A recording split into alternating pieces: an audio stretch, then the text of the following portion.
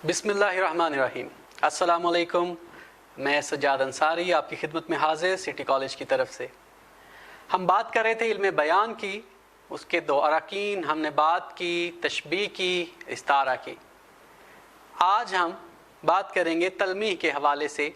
ये हमारा पहला सवाल साल अव्वल का मारूज़ी के हवाले से, जिसमें से मारूज़ी के सवालात आते हैं। तो तलमीह उसका एक हिस्सा है जिसमें से 5 नंबर के कसीरुल इंतखाबी सवालात लिए जाएंगे। अब तलमीह क्या है, ये शुरू के लेक्चर में मैंने बताया था कि तलमीह इल्म बयान का हिस्सा नहीं, इल्म बदी का हिस्सा है और ये सनाए में से है। सनाए कहते हैं जो कलाम की खूबसूरती को बढ़ाने के लिए इस्तेमाल होते हैं। ये सनत है और ये सनत मानवी का हिस्सा है। तलमीह से मुराद इसका लुग़वी मानी इशारा करना। हम जब किसी बड़ी बात को कम लफ्ज़ों में बयान करना चाहें, इख्तिसार के साथ और इस खूबी के साथ कि वो बात का मफ़हूम भी समझ आ जाए और उसका वज़न भी बरकरार रहे, तो हम तलमीह का सहारा लेते हैं। तलमीह क्या है? तलमीह ऐसा कोई भी लफ्ज़ जो हम इस्तेमाल करते हैं या तरकीब इस्तेमाल करते हैं शेर में या नसर में, जिसका मकसद इशारा करना हो किसी तारीखी वाक़ये की तरफ, दास्तां की तरफ, हदीस या कुरानी आयात की तरफ, या किसी नुमाया शख्सियत की तरफ, जिससे हमें वो पूरा वाक़या, किस्सा, कहानी समझ आ जाए। दोबारा से बयान किए देता हूँ, तलमीह से मुराद इशारा करना है। हमारे कलाम शेर और नसर में जब हम किसी तारीखी हवाले की तरफ इशारा करते हैं, किसी कुरानी आयात की तरफ इशारा करते हैं, या अहादीस का तज़किरा करते हैं इशारतन, या किसी मशहूर किस्से या शख्सियत की तरफ इशारा करते हैं, तो उसको तलमीह कहा जाता है। यह इशारा इशारतन ही होता है, किसी तरकीब के ज़रिए या किसी लफ्ज़ के ज़रिए। इसको तलमीह गर्दाना जाता है, तलमीह कहा जाता है। जैसे कि मैंने यहाँ लिखा, हमारे पास मशहूर तलमीहात हैं, चाहे यूसुफ, आतिशे नमरूद। यानी ये वो मुख्तसर अल्फाज हैं जो हमें मुकम्मल दास्तान की तरफ ले जाते हैं, जो हमें बयान कर देते हैं वो तमाम किस्सा जिसकी तरफ हम इशारा करना चाहते हैं। वजह मैंने शुरू में ही अर्ज़ कर दी कि इसकी वजह ये है कि हम अपने कलाम में रानायत और ऐसी जामी सूरत पैदा कर सकें कि क़ारीन उसको समझ भी सकें और हम कम अल्फाज में ज़्यादा बड़ी बात को बयान भी कर सकें। तो तलमीह में ये 2 मशहूर तलमीहात जिनका तज़किरा पहले भी मैं कर चुका हूँ, ये हमारे पास मौजूद हैं। चाहे यूसुफ से मुराद वो कुआं जिसमें यूसुफ अलैहिस्सलाम को उनके भाइयों ने गिराया था। तो जब भी ये लफ्ज़ हमारे सामने आता है तो एक मुकम्मल तरकीब के साथ हमें वो तमाम किस्सा याद आ जाता है, और जब हम इसको शेर या नसर में इस्तेमाल करते हैं तो मुकम्मल दास्तान का हवाला हमारे पास मौजूद होता है। इसी तरह आतिशे नमरूद ये उस आग की तरफ इशारा है जो नमरूद ने हज़रत इब्राहीम अलैहिस्सलाम के लिए भड़काई थी। कि कुरान पाक में वाक़या मौजूद, जब इब्राहीम अलैहिस्सलाम को उस आग में फेंकने के लिए, क्योंकि उनके बुतों से वो इनकारी थे, तो नमरूद ने वो आग भड़काई और उनको उसमें गिराया गया, फेंका गया।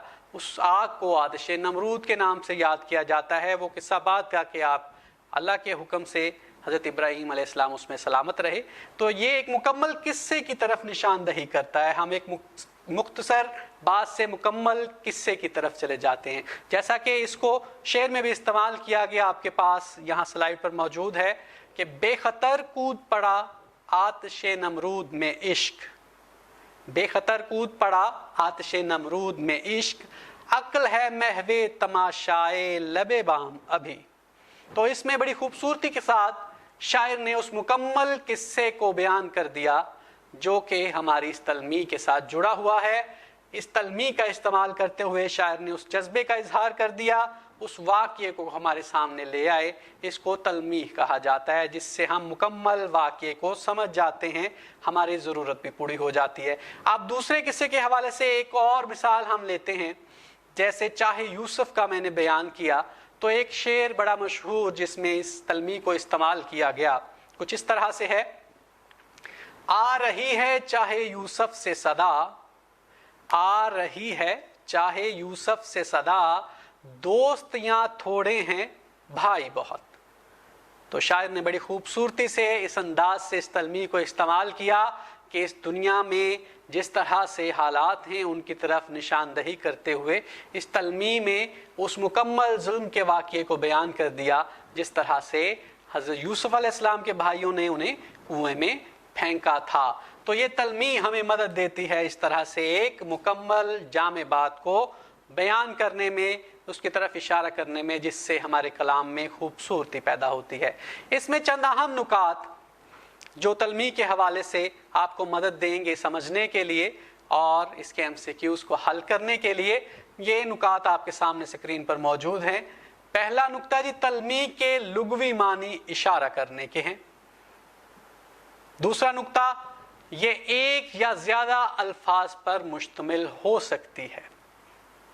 تیسرا نکتہ، کسی تاریخی واقعہ، شخصیت، آیت یا حدیث کی طرف اشارہ تلمیح کہلاتا ہے۔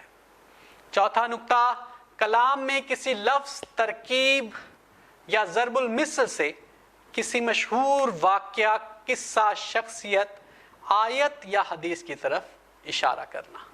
یہ وہ نکات ہیں جو ہمیں تلمیح کو سمجھنے میں مدد دیں گے کہ کس طرح سے ہم تلمیح کو پہچان سکتے ہیں جو ہمارے کلام میں، نثر میں یا اشعار میں استعمال کی جاتی ہے۔ چند مشہور تلمیحات جو ہمارے پاس ہمارے نصاب میں بھی آئیں گی، آپ کے پاس موجود رہیں گی، آپ ان کو سمجھ بھی لیں اور آنے والے وقت میں انشاءاللہ ہم ان کی مشق بھی کرتے رہیں گے۔ آج کے لیے آپ کی یہی مشق ہے کہ آپ ان تلمیحات کو بغور پڑھیں اور ان میں چھپے ہوئے اس قصے، کہانی، واقعے کو سمجھیں کہ اس میں کس طرح سے، کس انداز سے مکمل واقعہ بیان کیا گیا ہے۔ جیسے آپ کے پاس اسکرین پہ آ رہا ہے، ہمارے پاس ابن مریم، اعجاز مسیحا، دم عیسیٰ، کم باذن اللہ، یہ تمام وہ تلمیحات ہیں جو حضرت عیسیٰ علیہ السلام کے ساتھ منسوب کی جاتی ہیں۔